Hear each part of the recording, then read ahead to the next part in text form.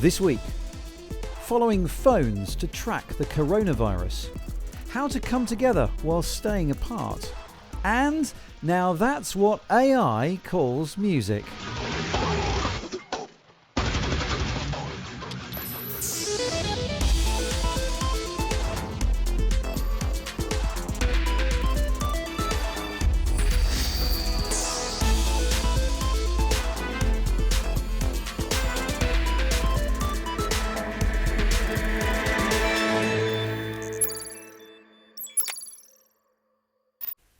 Hello, we're still here, and so are you, so welcome. I hope you're well.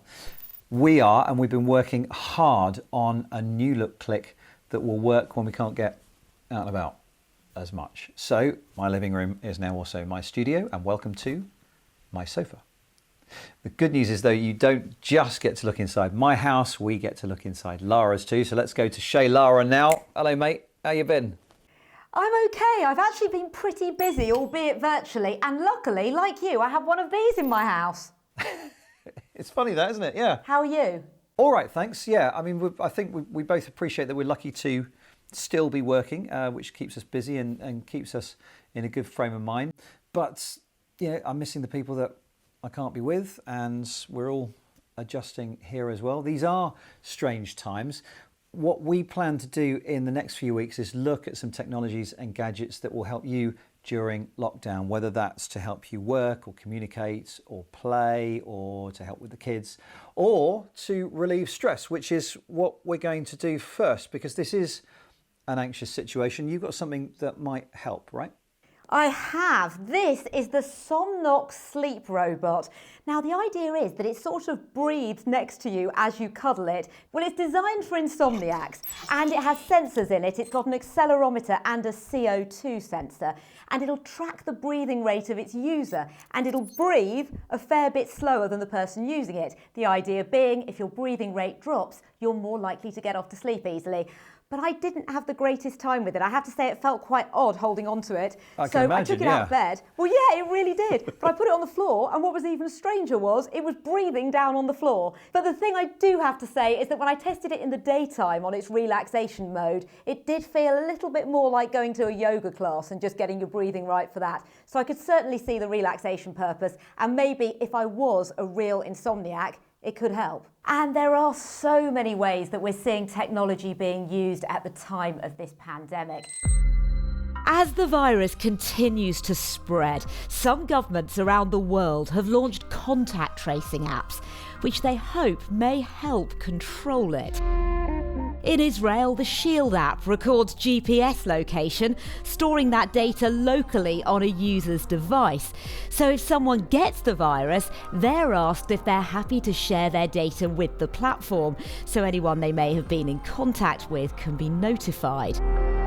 In Singapore, the Trace Together app is hoping to do the same, but using Bluetooth signals to monitor users' phones that have been nearby.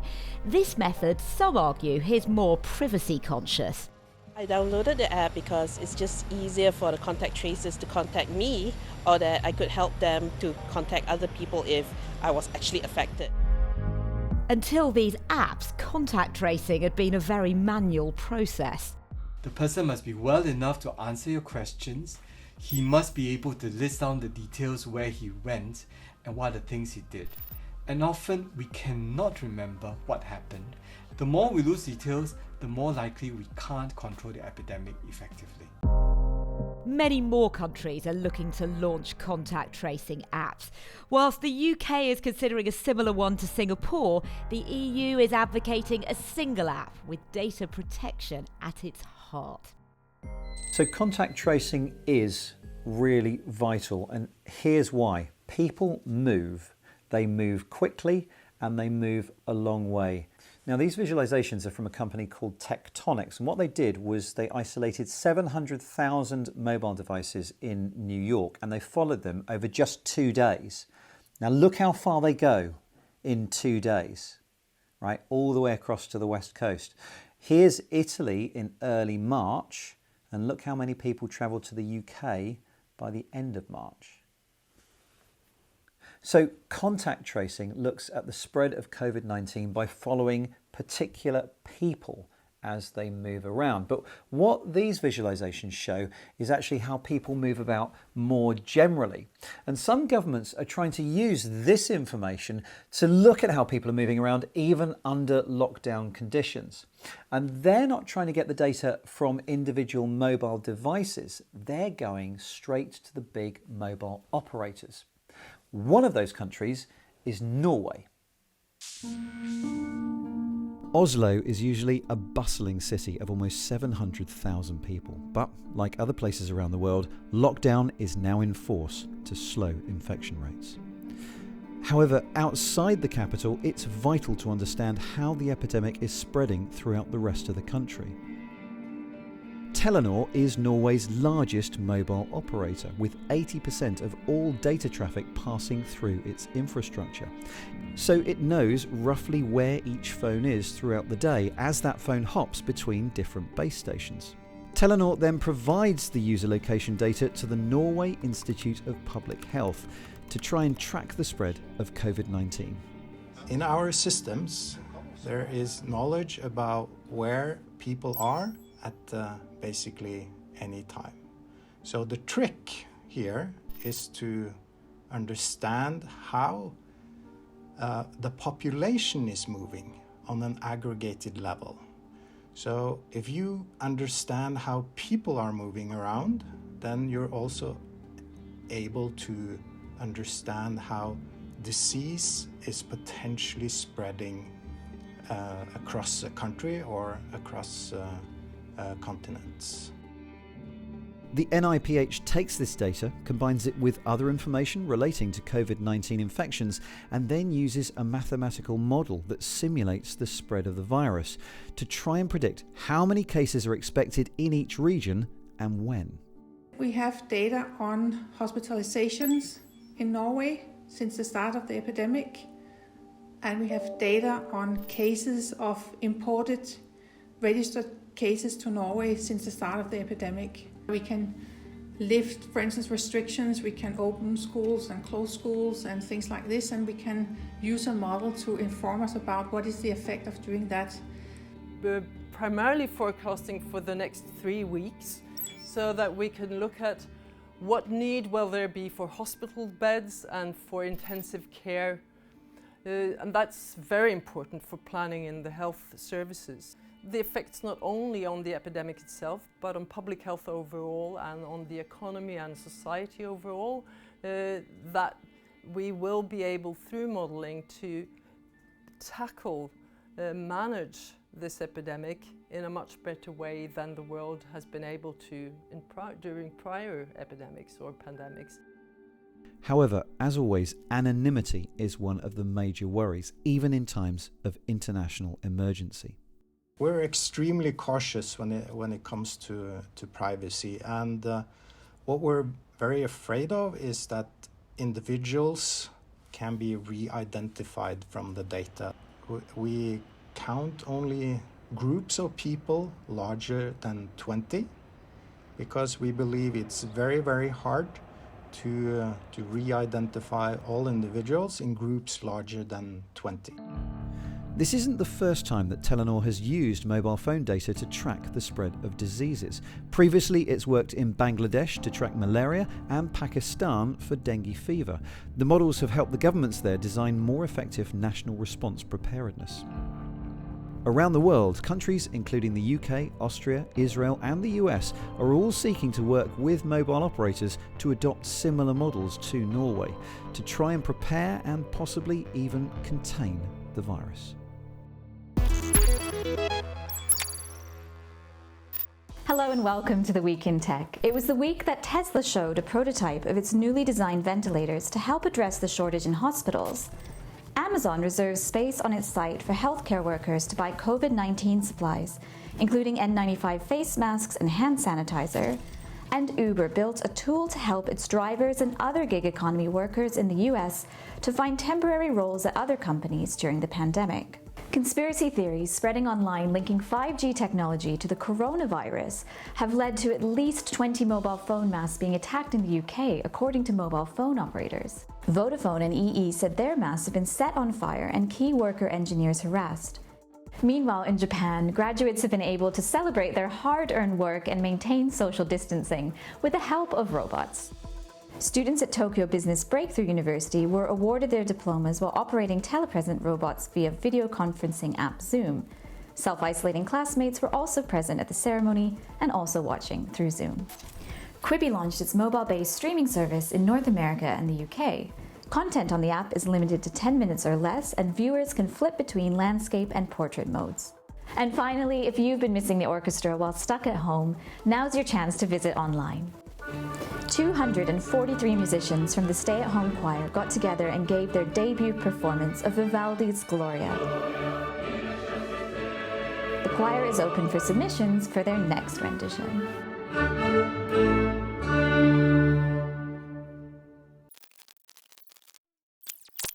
For many, religion offers some spiritual calm, but of course at the moment, communities can't get together in the way that they normally would.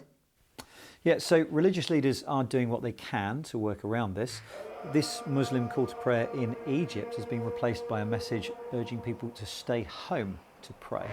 And the Jewish festival of Passover started this week, and that's been looking a little different too. We wash our hands. Rabbi Mendel Cohen here has been doing his best to connect with his community online, as well as videos of what would be happening in synagogue. Here he's demonstrating how the Seder, the first dinner of Passover, is set up.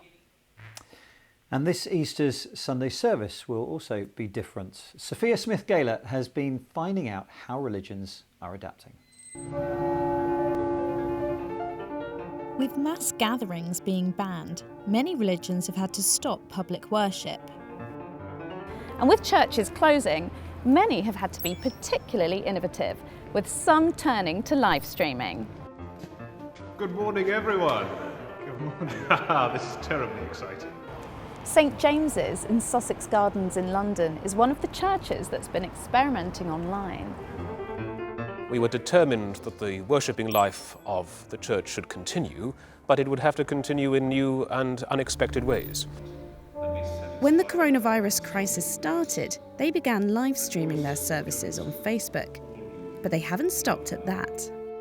We have a large group of families, a large number of children, so we wanted really to provide something that would speak to them, comfort them, encourage them and build them up in the faith. So yes, we threw our all into a rather madcap virtual Sunday school. It's Palm Sunday. Every week we send out an EE Sunday, which contains within it the readings for the day and other notices and other devotional materials, and also an activity. So families download the activity. We're going to make our very own. This week we made a cross for Easter. For Palm Sunday? For Palm Sunday. And then about 2 weeks ago we made this Virgin Mary. Yeah, it's been a lovely way to maintain continuity now that normal life there's a bit of a hiatus in normal life, and it's been a lovely way to sort of maintain a sense of normality. There's been a big focus on web resources like achurchnearyou.com. That's our church finder. It's been a really, really key resource for us in recent weeks. We've now got more than 3,000 live stream services listed on that site. As someone who is a regular churchgoer myself, I can't wait for that day when on that Sunday I can walk back into my church and see family, loved ones and friends for the first time.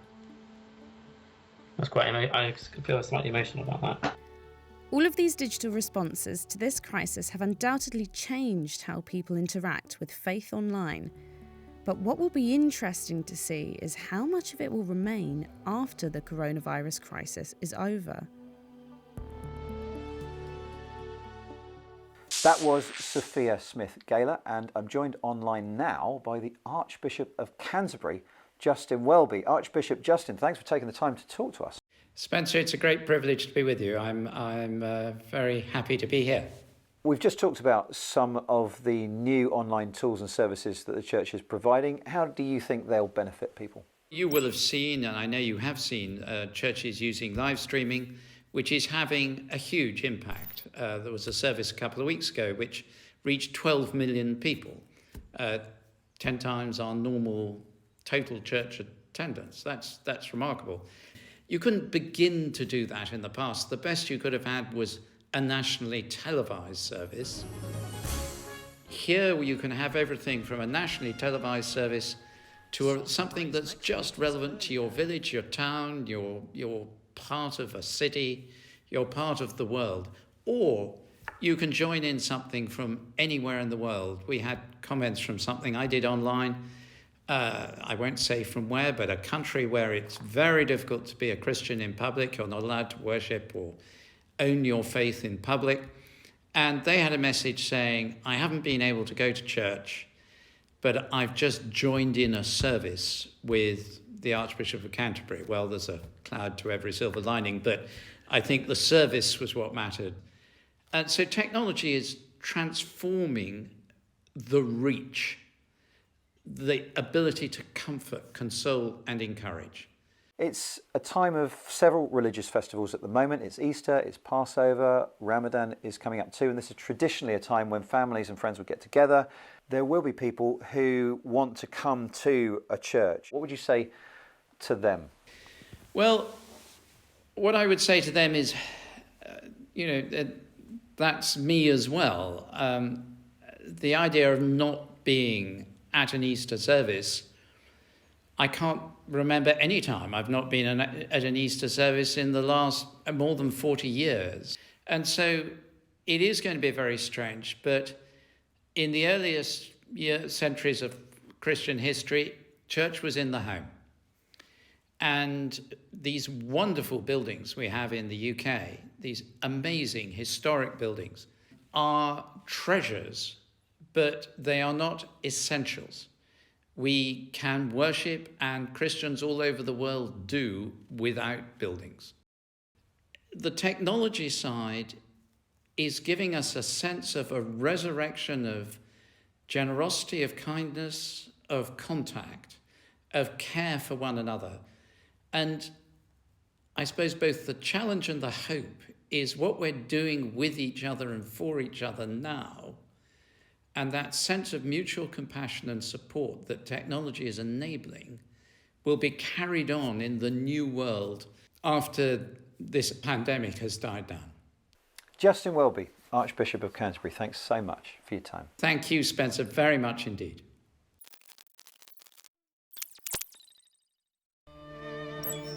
Music is a lot more than just a collection of notes.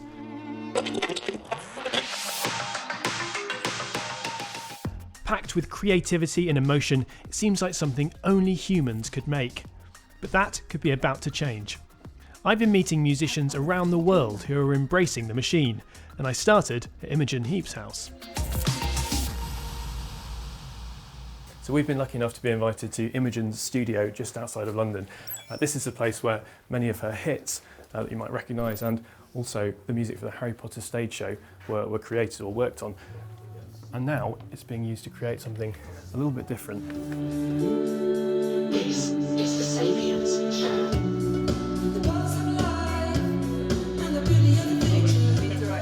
Imogen has been working with artificial intelligence researcher Tom Collins. Many of the underlying parts of this experimental, unreleased track were generated automatically by his AI algorithm. We are the shadows behind the shadows. I thought that was the AI in everything. No, I love it. I love that, the challenge of this is going to be different. It's generated a song that I would never have written because it's taken me into patterns that I would normally haven't done, so I've had to go, well, how would I do that, and how would I transition from this to this? It's doing what I hoped it would do, which is what I believe AI will do for music and musicians, which is to push us to the next level of our own creativity.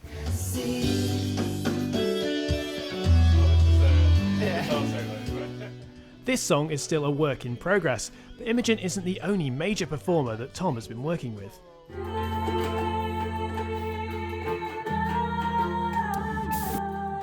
Performed by Tom and his family, but composed in a large part by the AI, Tom is hoping this track could be winner of the first ever Artificial Intelligence Eurovision Song Contest. Did someone say Eurovision? Yes, while coronavirus may have forced off the human competition this year, the AI competition is still on. What a relief. The AI Song Contest is a contest for computers, actually, in short. Different teams from all over Europe and Australia are given the job to create a new Eurovision song with the help of AI. The German team Databots have previously made a name for themselves with their 24/7 live streams of AI-generated death metal. Here's a taste.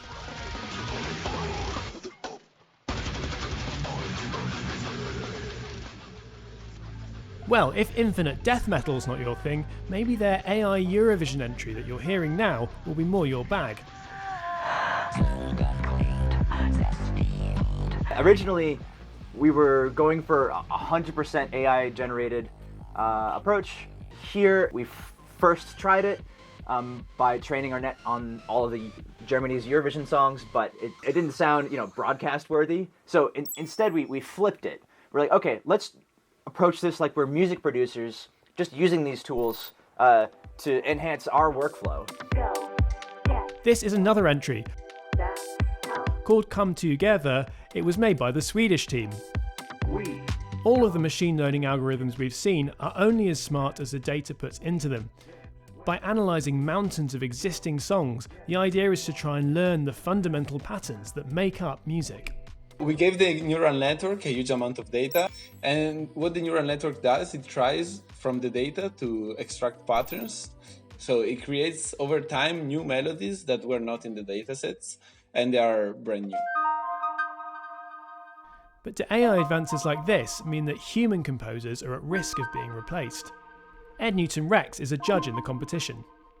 Maybe in a way we as people don't want to think that AI systems can be musically creative, and I think that's totally fair and totally understandable, but I think what we're saying is that shouldn't be the aim of AI composition. The aim should be to be a tool for musicians, a way of inspiring them, a way of giving them sort of new musical ideas and letting them maybe input an idea and seeing what the AI system does with it.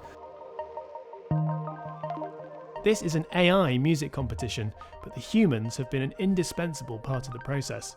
Whether that'll be true for humans in the future, though, may not be quite as certain.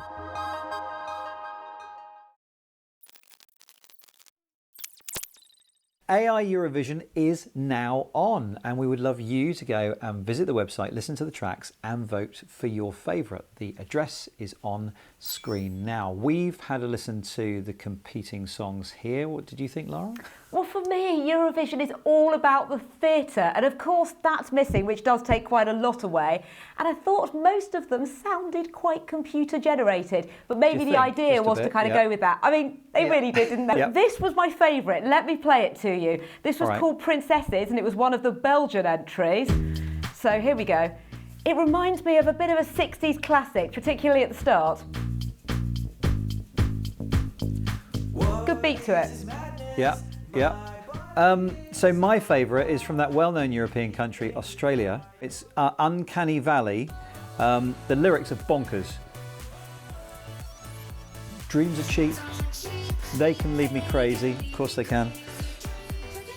And then they start banging on about the power of fire. I want to know which bit of that the AI thought up. Anyway, we'll play out with this. Thank you so much for joining us on this most unusual of programmes, but hopefully it worked for you. Hopefully. You can keep up with the team throughout the week on Facebook, Instagram, YouTube and Twitter at BBC Click. All right, see you next week, Laura. See you on social media. Thanks for watching. We'll see you soon. Bye-bye.